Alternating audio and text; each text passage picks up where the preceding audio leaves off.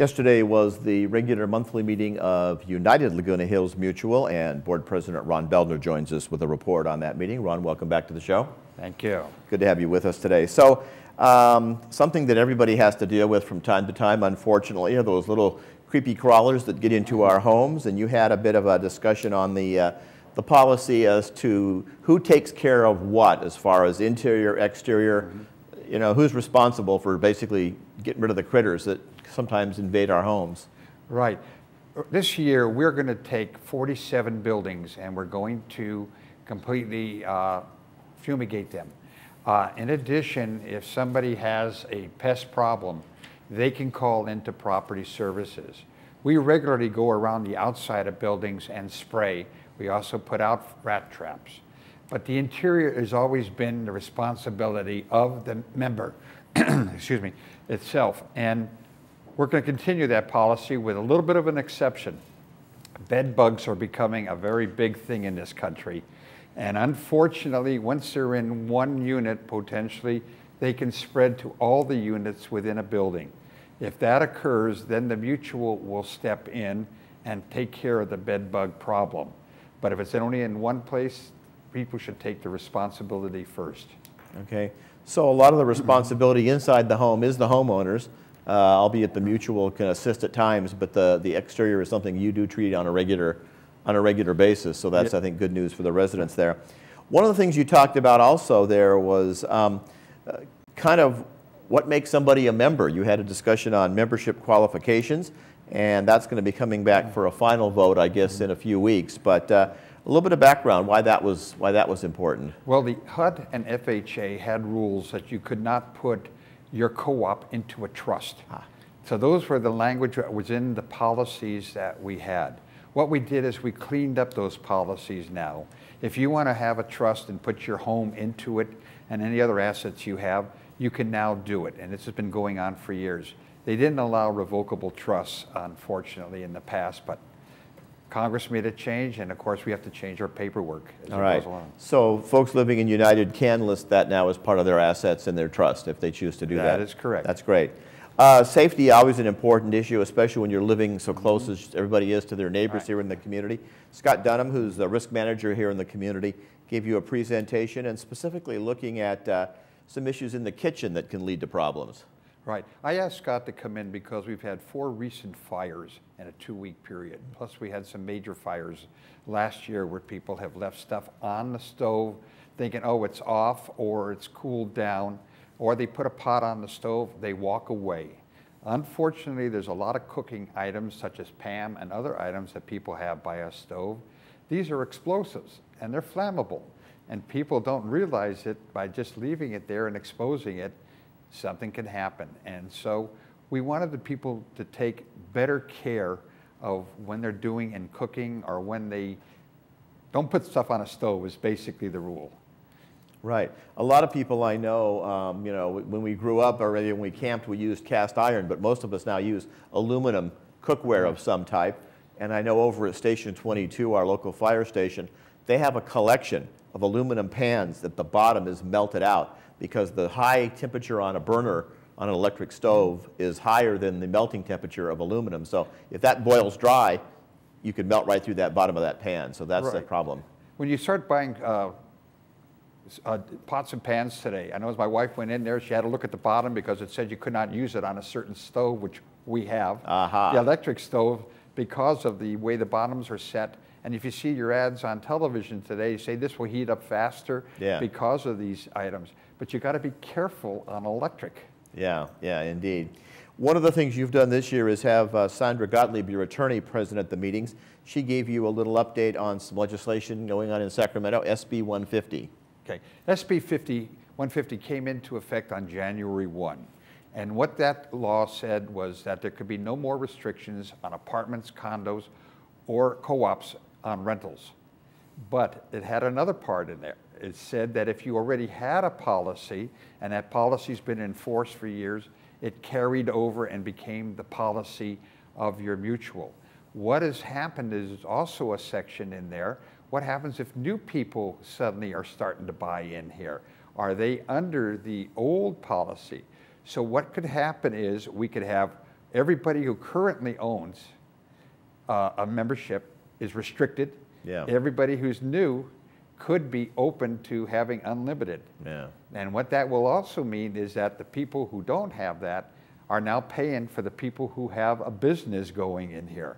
And that's what we don't want to do. All right. And I know that still becomes an issue. You still have people getting up every month talking about that 6-month issue. So I guess that one maybe isn't going to go away quite as quickly as the board would hope. Well, that's a real estate issue. The boards have never, ever promised to change the policies. When Ross Cortese started this place in 1962, it was his idea to have no rentals. Right. It was not HUD. Right. When he went to get the loan, HUD did not want a loan on 18,000 co-ops. So he had that put in there. And the boards all kept that up as no rentals. In '84, when we had the same thing we have now, the board started looking at putting in a rental in United, and we voted in '85 to go for 6 months. Every board since then has kept the same rule. We made no changes in January 1. We had the rule. Well, I guess what people are asking for is asking you to make a change.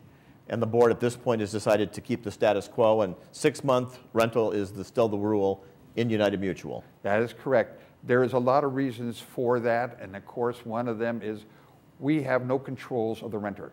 The board doesn't meet with the renters, you do. Right. The board does not check the renters, you do. You know, you mentioned Mr. Dunham was there earlier in the meeting. I think that's one thing that a lot of the residents who maybe do lease their home out for that 6-month or a little bit less want to make sure that they're covered insurance-wise. And the renters probably should have renter's insurance as well, just to protect everybody all the way to protect the corporation as well as the homeowner. That's correct. You know, people say we should have the same rights in United as they have in a condo. You have a fire in a condo, all you're going to get rebuilt is a bare wall unit. And what that means is there's nothing inside of it, period. Right. Not even a switch to turn on the lights, just a wire. Yeah. And United, we rebuild the whole thing. Right. So there are lots of differences, and again, we urge you folks to read your paperwork. Financial is always an important part. Mary Stone, your treasurer, had an extensive financial report, and one of the things she talked about is, as all our corporations here have investments, and in the past it's been that money when they roll over, so to speak, the money comes into the treasury of the board. Discussions have been going on for some time now to take that money and reinvest it in the fund. That's correct. You know, we used to get 4 or 5% interest, and that helped lower everybody's assessments. Well, today, when you're getting 25 cents on $100, that's a problem. Yeah, exactly. So that little bit of money that you do make on those investments rolls back in and keeps them inflated, keeps the investments building up. Then I guess basically. That's correct. And those are available for the board in times of need, but it's always good to have, as we all like to say, money in the bank. We certainly encourage folks to keep their homes up and improve them. And I know you were saying you visited one the other day that was on the market, and you thought you had a time flashback to 1964. They weren't all fixed up. They haven't all been as fixed up as well as some, perhaps. The only thing that had been changed in there was some of the appliances. They kept everything. Now, we automatically go in and update counters and floors and cabinets and other items. But if somebody says no, they don't want it, we put that money aside in the reserves, so when somebody takes over that unit, we do all those remodeling. Right. But this was a unit that nobody wanted anything done since it was built. Amazing, amazing. Well, that gets into the whole discussion of people who do have things done to their home, and that, of course, included sometimes bringing in contractors from outside. In the past, there has been a list, and you sort of are evaluating how someone gets on the list, and I guess more importantly, how someone gets taken off the list, and then what that means. I know the board has to be very careful because some people interpret this as a recommendation, which it's not. So maybe you could address that issue. Okay. Both United and Third have had problems with contractors. We issue a permit, or the city issues a permit, and then the contractor doesn't do what he said he's going to do. They move a door, they move windows, they cut holes in the sides of the building, which they shouldn't.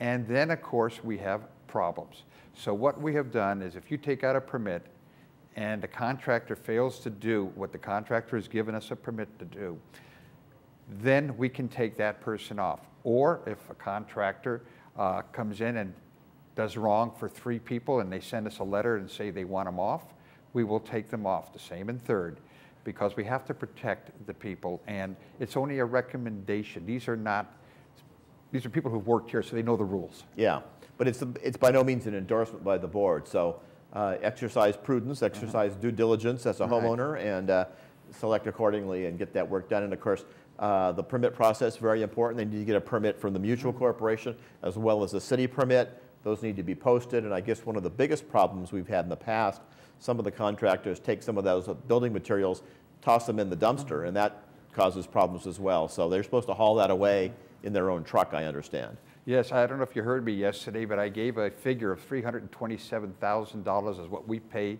for trash pickup. That doesn't include the callbacks. When they find all these things in there and they're contaminated and they have to come back, we have to pay another fee. And that comes out of our contingency fund, which has to then be replenished. Right. And that's about $50, $52 per year to each manor. Gets expensive after a while indeed. An ongoing issue is the lighting. You've had discussions going on since 1970, I think, on the lighting in United. A couple of years ago, you formed a committee and a subcommittee and did quite a bit of research and study. You had a light all picked out. Somebody says, oh, by the way, this isn't Underwriters Laboratory approved. You're re-looking at the whole situation, and you've now formed a lighting subcommittee with some new members added, and they're going to be, again, addressing this issue.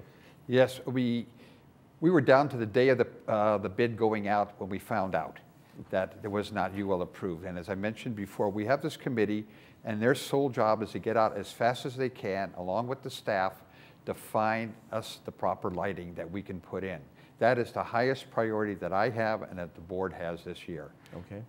We have money in there to do not only the one test area, but to do another 7 or 8 cul-de-sacs. Right. I guess that's going to be important, and I guess everybody is going to be like everybody wants to be in the front page of the Globe. All the cul-de-sacs probably want to be amongst that first 7 that you do in the near future, so you're going to have to exercise a little decision-making on that one as well. You're also becoming involved with the signage issue, and that's becoming a community-wide issue to have some similarities as far as font and color and style of signs, and that's going to be ongoing as well. We're going to be getting together with Third as well as GRF. In United, we have about 11,000 signs. These are both the signs on the building, the walkway signs, the cul-de-sac signs. And then I go into Third, they have about 10,000. Then, of course, the GRF, every sign that they have. Right. So we want to have something common, so it looks even throughout the community. And we don't have one guy having big signs, one guy having small signs, ones you can't find in the dark. That's the problem, is seeing in the dark. All right, lots of issues going on. If you want to see that meeting, it's a replay tomorrow starting at 1:30 tomorrow afternoon, Thursday, here on Channel 6, and we urge you folks in United to catch that meeting. And of course, time now to be thinking about running for the board as well, and applications are being accepted on the second floor. If you want to be a director, this is the time to start filling out that paperwork. Thank you, sir, for joining us. See you back here next month. I thank you. Thank you for joining us. Ron Beldner, president of United Mutual. Again, that replay tomorrow, 1:30 here on Channel 6. We'll be back with more as we continue with our Wednesday program for you here on Channel 6 TV.